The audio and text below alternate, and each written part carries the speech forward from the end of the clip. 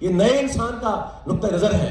یہ نئے انسان کا اس دنیا کے ساتھ زندگی کے ساتھ ایک نیا نامیاتی تعلق ہے. چھا تو چے تو ویا جے امی کدے موہ کاؤ دئی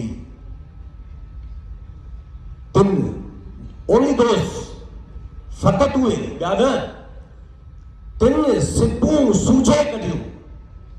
وہ جو سمندر کے پاتار میں وہ جو سپیاں ہیں جس میں موتی ہیں، یہ سب علامتی باتیں ہیں. شاہ لطیف کوئی دلچسپی نہیں ہیرو سے، نہ ان کو انٹرسٹ ہے سپیوں سے. یہ سب سمبولزم ہے، غیر معمولی وزڈم، غیر معمولی زندگی کے راز، افکار، رویے، نئے انسان کے ایٹریبیوٹس. ویا جے امی کرے موہ کاؤ ڈئی تن سپوں سوجے کڈیوں پاتاراں پیہی پسندہ سہی امل اکھڑن سی. گھنا بہترین ماں اتنی گال کے پورا تو کہہ رہا پہلی گال کے.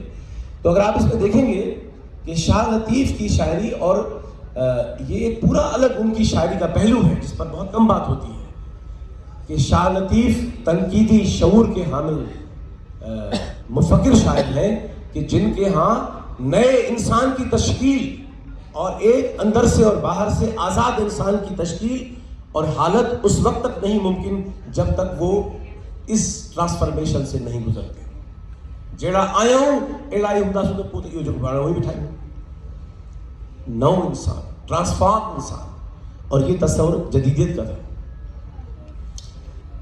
ماڈرنٹی نے کہا تھا کہ اس دنیا کو نیا انسان چاہیے. مارکس یہ پڑھنا تو مجھے چوڑا تو ہن دنیا جو تنہیں زمان پہ نو انسان ٹھہرو، نو سماج تنہیں ٹھہرو. یہ افکار اس میں